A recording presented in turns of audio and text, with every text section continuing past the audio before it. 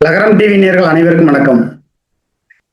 செல்லூர் ராஜ் இவர் தான் இன்னைக்கு சொல்றாரு, எடப்பாடி பழனிசாமி தேர்தல் அறிக்கை தான் டாப்புங்கிறாரு. அதிமுக ஆட்சியில டெர்மாகோல் விட்டதுல இவர் தான் டாப்பு. இவரை மிஞ்சி இந்த உலகத்துல யாருமே இப்படி பண்ண முடியாது அப்படிங்கிற லெவலுக்கு தெர்மாகோல் விட்டு அதுல 10 லட்சம் ரூபாய் கணக்கு காமிச்சு மக்களுடைய வரி பணத்தை விரயம் செஞ்ச செல்லூர் ராஜ் அவர்கள் வருகிற சட்டமன்ற தேர்தலில் போட்டியிடுவதற்குண்டான வேலைகளை செஞ்சாலும் கூட தென்னந்தோப்பு சின்னம் அங்க போட்டியிடாது அப்படின்னு நினைச்சாரு. இப்ப எடப்பாடி பழனிசாமி தான் டாப்பு, மற்றதெல்லாம் டூப்பு அப்படின்னு சொன்னார்ல, அது எடப்பாடி பழனிசாமி மனசை குளிர வைக்கிறதுக்காக வேண்டிய அம்மையார் சின்னம்மா அவர்களுடைய அரசியலை இழிவுபடுத்துறது மாதிரி நம்ம பேசிட்டோம்னு எடப்பாடி நினைச்சுக்குவாரு, நமக்கு பிரச்சாரம் பண்ணும்போது நல்லா கொஞ்சம் கூடுதலா சப்போர்ட் பண்ணுவாரு அப்படின்னு நினைச்சு செல்லூர் ராஜ் எடப்பாடி தான் டாப்பு, சசிகலா ஓபிஎஸ் எல்லாம் டூப்பு அப்படிங்கிற மாதிரி அவர் பேசியிருக்காரு. இதை நான் மிங்கிள் பண்ணி பேசலைங்க, உண்மைதான். எடப்பாடி பழனிசாமி மனசு குளிரணும். இந்த வார்த்தை எடப்பாடி பழனிசாமி தான் டாப்பு, மற்றதெல்லாம் டூப்பு அப்படின்னா அப்ப எடப்பாடி பழனிசாமி யாரை வன்மமா நினைக்கிறாரு? அம்மையார் சின்னம்மா அவர்கள்லாம் நினைக்கிறாரு. அப்ப அவங்கெல்லாம் டூப்பு அப்படிங்கிறது மாதிரி நம்ம பேசின வார்த்தைகளை எடப்பாடி பழனிசாமி எடுத்துக்குவாரு. தேர்தல் பரப்புரை காலகட்டங்களில் நமக்கு கூடுதலா சப்போர்ட் பண்ணுவாரு. ஏற்கனவே வைட்டமின் பாவை சில பேர் சேர்ந்து கடத்தி கொண்டு போய் பாஜகவினரோடு சில சதிகள்லாம் நடந்துச்சு. அதுல இருந்து மீண்டு வர முடியாம தவிச்சு திருடனுக்கு தேல் கொட்டின கதையா தவியா தவிச்சு போயிட்டாரு. அதை ஒரு சில பஞ்சாயத்து பண்ணி மறுபடியும் வாங்கி கொடுத்தாங்கன்றது அது வேற விஷயம். ஆனா செல்லூர் ராஜ் அம்மையார் சின்னம்மாவோட விசுவாசியா இருப்பாரு, மறைமுகமா பேசி இருந்திருப்பார் போல இருக்குன்னு நம்மளாம் நினைச்சிட்டு இருக்கோம். அது உண்மைதான். மறைமுகமா சின்னம்மாவோட ஆதரவாளர்கிட்ட ஐயா நல்லா சின்னம்மாவோட விசுவாசி தான், வேற சூழ்நிலை காரணமா பேசுறேன் அப்படின்னு சொன்னாலும் இப்ப வெளிப்படைத்தன்மையா எடப்பாடி தான் டாப்பு அப்படின்னு சொன்னா அப்ப அம்மையார் சின்னம்மா அவர்களுக்கும் வருமா வராதா? உனக்கு வைக்கிறேன்டா பாரு ஆப்புன்ட்டு இப்ப செல்லூர் ராஜ் நிற்கக்கூடிய தொகுதியில வேட்பாளரை தயார் பண்ணிட்டு இருக்காங்க. செல்லூர் ராஜுக்கு இது உடனே தகவல் போயிருச்சு போல இருக்கு, ஆட்டம் கண்டு போச்சு. பேசினதுக்கு வருத்தம் தெரிவிச்சுக்கிற மாதிரி ஒரு சில பேர்த்து பேசியிருக்காரு. ஐயோ தெரியாதனமா நான் பாட்டுக்கு டாப்பு டூப்புன்னு பேசிக்கிட்டேன், அது அவங்களதான் பேசினாங்கன்னு அவங்க எடுத்துக்கிட்டாங்களா அப்படிங்கிற மாதிரி ரொம்ப வருத்தப்பட்டாராம். அதாவது ஒரு சொல் வெல்லும் ஒரு சொல் கொல்லும் கிராமத்துல சொல்லுவாங்க. அது அண்ணன் தம்பி மாமன் மச்சனை உறவு முறைகள் 1000 இருக்கட்டும், பேசும்போது ஒரு சொல் கொல்லும் ஒரு சொல் வெல்லும் என்பதை புரிந்து கொண்டு பேசணும். இவரு கூட்டுறவுத்துறை அமைச்சராக இருந்த காலகட்டத்தில் செல்லூர் ராஜ் எவ்வளவு ஊழல் முறையீடு பண்ணார் தெரியுமா? வண்டியா கதையா இருக்கு நீங்க பண்ண லட்சணம்லாம். நீங்க என்னமோ அதிமுக ஆட்சியில யோக்கியமான ஆட்சி பண்ணது மாதிரில சொல்றீங்க. நான் திமுக ஆட்சி ஒண்ணு நியாயமான ஆட்சி, எந்த துறையிலையும் ஊழல் நடக்கலன்னு சொல்லல. திமுக ஆட்சியில நடந்த ஊழல் முறைகேடுகளை அதிக அளவுக்கு சமூக வலைதளங்கள்ல நான் ஒரு பத்திரிகையாளராக இருந்து அதிக அளவுக்கு வெளியிட்டது தமிழ்நாட்டிலே நான் தான். இன்னும் நிறைய பேர் வெளியிட்டு இருக்கலாம், அறப்போர் இயக்கம் வரக்கூடிய இன்னும் நிறைய பேர் வெளியிட்டு இருக்கலாம். நானும் ஒரு முக்கிய காரணமாக வேளாண்மை துறையில, கூட்டுறவுத்துறையில, பொதுப்பணித்துறையில, நெடுஞ்சாலைத்துறையில, கனிம வளத்துறையில, வருவாய்த்துறையில, இப்படி துறை ரீதியா நடக்கக்கூடிய ஒவ்வொரு ஊழல்களையும் நான் ஆதாரங்களோடு வெளியிட்டிருக்கேன். அது போல எதிர்கட்சியா இருந்து நீங்க என்னத்தை கிழிச்சிங்க? திமுக ஆளுங்கட்சி, எதிர்கட்சியா அதிமுக இருக்கு. மதுரையில எவ்வளவு ஊழல் முறைகேடு நடக்குது, வேளாண்மை துறையில, கனிம வளத்துறையில எவ்வளவு நடக்குது, வருவாய்த்துறையில எவ்வளவு நடக்குது, நெடுஞ்சாலைத்துறையில கோடிக்கணக்கில் ஊழல் முறை நடக்குது. ரோடு போடாம போட்டு எடுத்ததெல்லாம் எவ்வளவு விஷயம். நபார்டு சாலையில எவ்வளவு ஊழல் முறைகேடு, பேஜோர்க்ல எவ்வளவு ஊழல் முறைகேடு, கண்காணிப்பாளர் எவ்வளவு ஊழல் முறைகேடு பண்றாரு, கோட்ட பொறியாளர் எவ்வளவு பண்றாரு, உதவி கோட்ட பொறியாளர் எவ்வளவு பண்றாரு, உதவி பொறியாளர்கள் எவ்வளவு பண்றாங்க, எவ்வளவு கமிஷன் வாங்குறாங்க டெண்டர்தார்ட்ட சொல்லட்டுமா?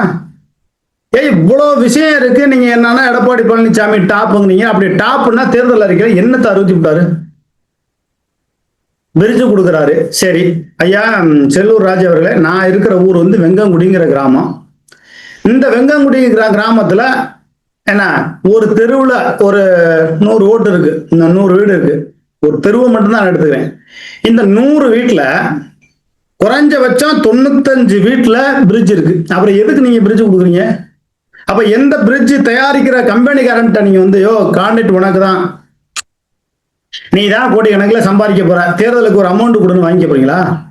உங்களுடைய அலுவலகத்துக்குள்ள என்ன நடக்குதுங்கிறது முதற்கொண்டு எங்களுக்கு தெரியும். எடப்பாடி ஆபீஸுக்குள்ள என்ன நடக்குது முதற்கொண்டு தெரியும். இதுக்கு ஒரு டெண்டர் பேசி அவன்கிட்ட ஒரு டெண்டர் தரன்ட்ட ஒரு அமௌண்ட் வாங்கி, இதெல்லாம் அம்பானி எதுவும் டெண்டர் எடுத்திருக்காரா என்னன்னு தெரியல. தமிழ்நாட்டில் நாங்கள் வந்து டெண்டர் எடுக்க போறோம், நீங்க டெண்டர் எடுத்துக்கன்னு சொல்லி அங்க மட்டும் எதுவும் காசு வாங்கலாங்கன்னு என்னன்னு தெரியல. இதுதான் எடப்பாடி பழனிசாமி டாப்பா? உங்க தேர்தல் அறிக்கையை கொண்டு போய் குப்பையில கொடுங்க. 2000 ரூபா கொடுக்குறாங்க நீங்க, அதான் திமுக கொடுத்துட்டு இருக்குது. திமுக ஆட்சி ஒன்றும் தொடரணும்னு நான் சொல்லல, அது மக்கள் தீர்ப்பு கொடுக்கக்கூடிய தீர்ப்பு. மெஜாரிட்டி அப்படியே 180 தொகுதி வரணும்னு நான் சொல்லல. 180 தொகுதியெல்லாம் மெஜாரிட்டி அப்படி வரவே கூடாது. அப்படி வந்துச்சுன்னா மூத்த அமைச்சருடைய ஆட்டத்தை அடக்க முடியாது. நான் தான் சொல்றேன், திமுகவில் இருக்கக்கூடிய மூத்த அமைச்சர்கள் அத்தனை பேரும் தோக்கணுங்கிறேன். ஊழல் முறைகேடு அதிகமா செஞ்சிருக்காங்க. அதே போல அதிமுக இருக்கக்கூடிய முன்னாள் அமைச்சர்கள் அத்தனை பேரும் தோக்கணும். அப்பதான் அந்த குறுநில மன்னர்கள் அப்படிங்கிற ஒரு மோசமான போக்கு மாறும். இதை அம்மையார் சின்னம்மா அவர்கள் கவனத்துல கொண்டு அதிமுக இருக்கக்கூடிய மூத்த முன்னாள் அமைச்சர்களை தேர்தல் நிக்கிறாங்களா அவங்களை எல்லாத்தையுமே தோக்கடிக்கணும். செல்லூர் ராஜா கூட ஏதோ பாவம்னு நினைச்சான், இன்னைக்கு என்னமோ தேர்தல் அறிக்கை டாப்புங்கிறார். நீங்க எடப்பாடி பழனிசாமி புகழ்ந்துட்டு போங்க, அது உங்களுடைய தனிப்பட்ட விருப்பம். அந்த விஷயத்துக்குள்ள என்ன வரல.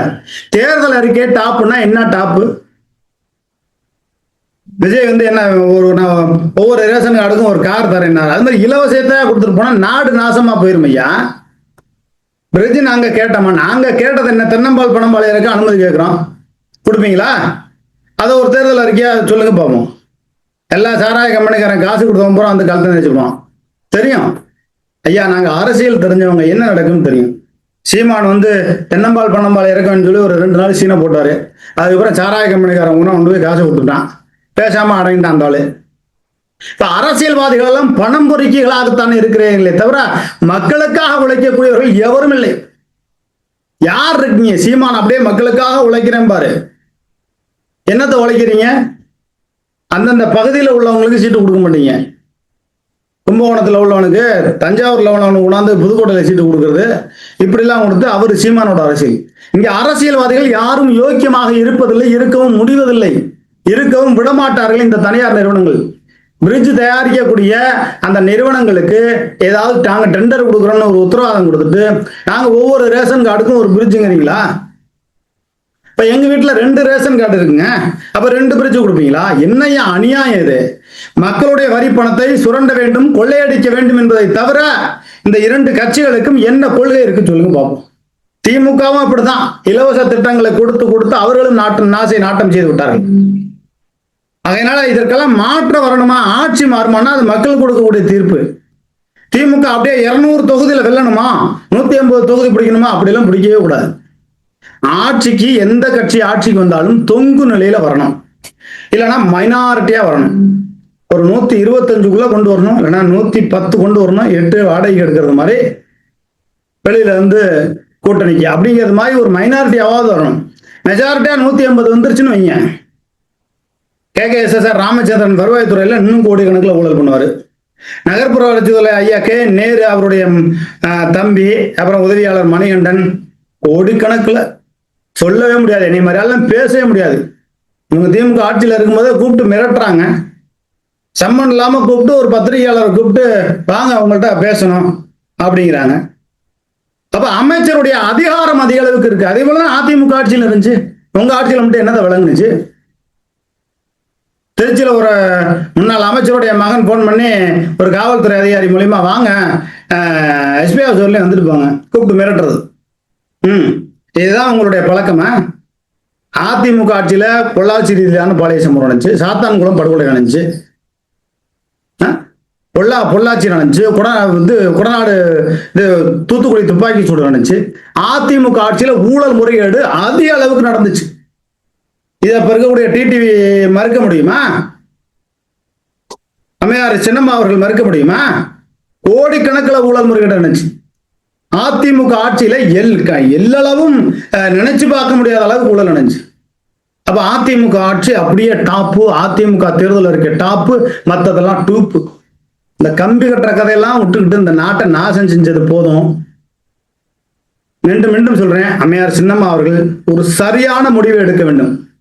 உங்கள் மீது 1000 விமர்சனங்கள், 1000 துரோகங்கள், முதுகுக்கு பின்னால் 1000 குத்திகள் கத்திகள் உங்கள் மீது குத்தி இருக்கலாம், ஈட்டிகள் குத்தி இருக்கலாம், துரோகங்களை சந்தித்திருக்கலாம்.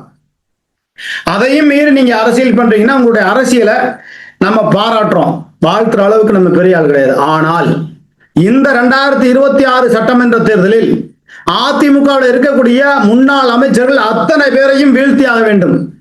அந்த வேலைகளை செய்யாம நீங்க தேர்தல் ஆட்களை வேட்பாளர்களை நிப்பாட்டி அது பிரயோஜனம் இல்லை. விராலிமலையில சரியான வேட்பாளரை நிப்பாட்டி ஒண்ணு அந்த வேட்பாளர் ஜெயிக்கணும். யாரு? அம்மையார் சின்னம்மா அவர்கள் நிப்பாட்டக்கூடிய வேட்பாளர் ஜெயிக்கணும், அவரால் விஜயபாஸ்கர் தோக்கணும்.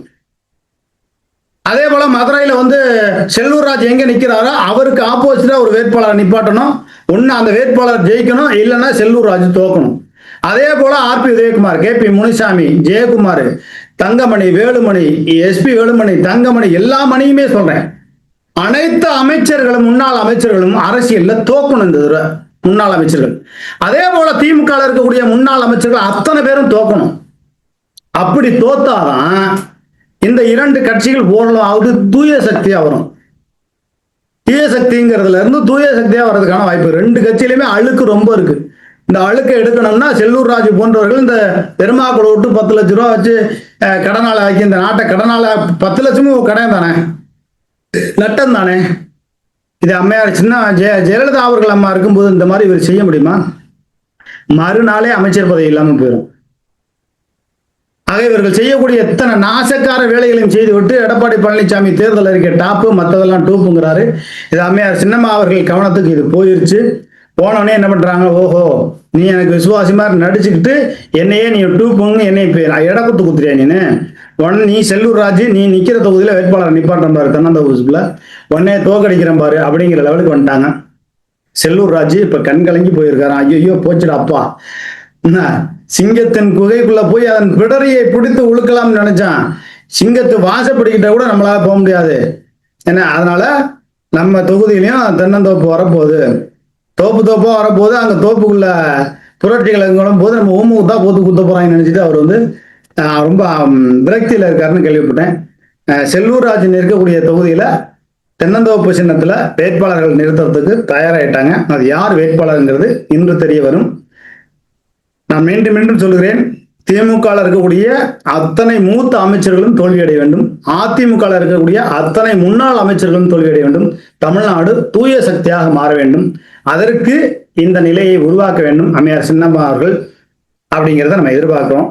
நம்ம லகரம் டிவி சேனல்ல பார்க்கக்கூடிய புதிய நபர்கள் மற்றும் ஏற்கனவே இருக்கக்கூடிய நபர்கள் கருத்துரிமை பகுதியில் நடுநிலையான கருத்துக்களை வெளியிடுங்கள். நம்ம அதிமுக திமுக பாரபட்சம் பார்க்கல, நடுநிலையா நம்ம செய்தி வெளியிடும். அம்மையார் சின்னம்மா அவர்களுக்கு துரோகங்கள் அதிகமாக நடந்தது, அதனால அவங்களுக்கு நம்ம அந்த நடுநிலையான செய்தியை அவங்களுக்கு ஆதரவாக கூட வெளியிடணும்னு வைங்களேன். ஆனால் அவங்க தரப்புல தவறு நடந்தாலும் அதையும் எந்த காலத்திலையும் நான் சுட்டி காட்ட தயங்க மாட்டேன். அவங்களுக்காண்டி யாரெல்லாம் உழைக்கிறாங்களோ அவர்கள் ஒரு கட்டத்தில் நிராகரிக்கப்படுகிற பொழுது அதை நான் சுட்டி காட்டி செய்தி வெளியிடுவேன். அதுல எந்த விதமான மாற்று கருத்து வேண்டாம். அம்மையார் சின்னம்மா அவர்களுக்கு உண்மையாக யார் யாரெல்லாம் உழைக்கிறீர்களோ அவர்கள் ஒரு கட்டத்தில் நிராகரிக்கப்படும் பொழுது, ஒதுக்கப்படும் பொழுது, புறக்கணிக்கப்படும் பொழுது ஏன்னா அவர்களுக்கு ஆதரவாக செய்தி வெளியிட்டு அம்மையார் சின்னம்மா அவர்கள் கவனத்துக்கு கொண்டு போகும் நான் தயங்க மாட்டேன். லகரம் டிவி சேனலை பார்க்கக்கூடிய புதிய நபர்கள் லகரம் டிவி சேனலை சப்ஸ்கிரைப் செய்து பெல் பட்டன் அழுத்தி ஆல் பெல் பட்டன் அழுத்தினீங்கன்னா நான் பதிவிடக்கூடிய ஒவ்வொரு செய்தியும் உங்களை உங்களுடைய கைபேசி எண்ணுக்கு உங்களுடைய இணையதளத்திற்கு சேரும். நம்ம லகரம் டிவி சேனலோட 4ஆம் ஆண்டு துவக்க விழா மே மாதம் நடத்தவிருக்கிறோம். தொடர்ந்து ஆக்கமும் ஊக்கமும் கொடுங்கள். நன்றி, வணக்கம்.